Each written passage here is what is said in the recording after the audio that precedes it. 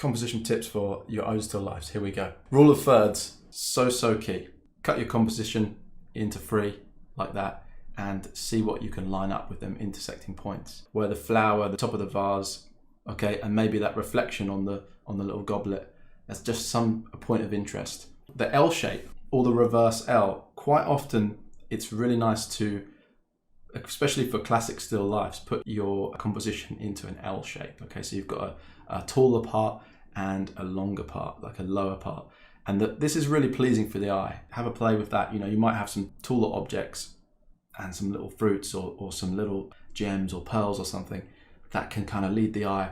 The rule of odds, odd numbers of objects. Okay, so here we've got 3 objects. You know, maybe if we had 4 objects lined up in a row, it would look a bit obvious. You know, it would look a bit, there wouldn't be enough variety again. And thinking of the rule of odds can just help us to think, oh yeah, actually it looks a little bit more random if there's an odd number. Keep the eyes moving. So in this composition, we've got the eye traveling up the plant, up that little bottle, that Millicent bottle, over, and that bringing the eye back down, and we're going around the pear and back into the composition.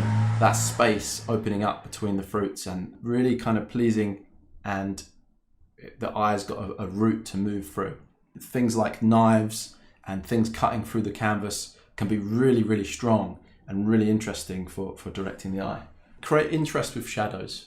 What I mean by this is, I mean, look at this pot here. It's the shadows and the reflections there are really wonderful. Maybe without a strong light source and without them cool shadows, it just wouldn't be as interesting. We want to make the viewer kind of fall in love with these objects just for their aesthetic quality. So shadows, just keep being mindful of shadows is really good. Overlap objects to avoid tangents. If we have this orange and this lemon, and we just put them, you know, kind of next to each other, you see where they join here. That there is creating a tangent, like an X shape, and it's not very pleasing to the eye sometimes. Okay, it can be quite jarring. So actually, if we were to overlap the objects like this, you know, overlap the fruits, then we're missing that tangent, and that's something to look out for. Okay, so overlapping can create a little bit of depth, and we don't want things, you know, lining up side by side. But most importantly, break the rules. Okay, break all the rules. Every rule about composition can be broken. The best thing to do really is experiment and go with your feeling. What I like to do is collect a load of objects together, randomly walk up, select a few, place them down under a light. Then you assess, you look at the composition and you think, oh, actually that's surprisingly quite interesting together, and you can move it around and everything.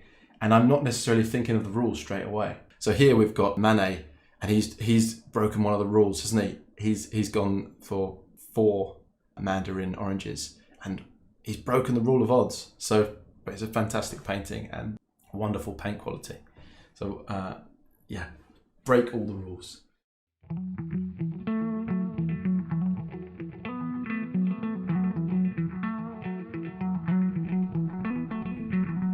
That's right.